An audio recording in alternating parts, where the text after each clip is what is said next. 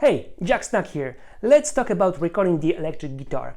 When I first started recording the electric guitar, I had a few questions, and I think you may have the same questions that answer to will help you record better guitar sound. Question number 4, when recording your electric guitar, I was always wondering, shall you record each part of the song separately? For example, shall you focus on recording only the verse? Then after you record a verse, move on and record only the pre-chorus and so on?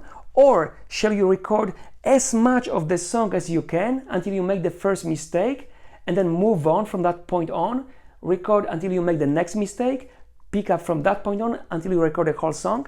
And what works for me is recording each part of the song separately. So for example, when I record a verse, I focus only on the verse. And that's because you'll be surprised how much your creativity will kick in and pick up when you're focusing on one part of the song. So when you record the verse, you'll get some ideas about how to record the verse. You're gonna be trying a few different ways of recording the verse, and you're gonna pick the best part, the best way of playing that verse. Or sometimes you're gonna record that part of the song the way you originally thought, but you're gonna get some ideas how to record the second guitar for the verse. So your creativity will pick up if you're focusing on each part separately.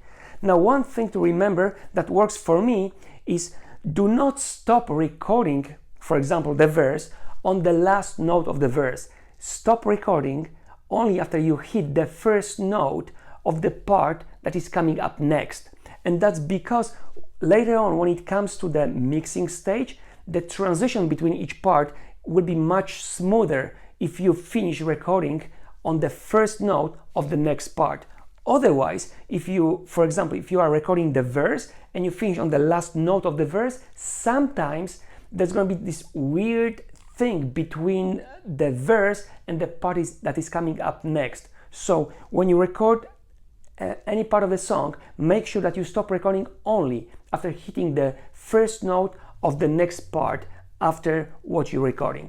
Let me show you what I mean by using the Pro Tools First software.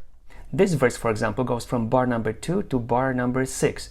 On number 6, pre-chorus starts.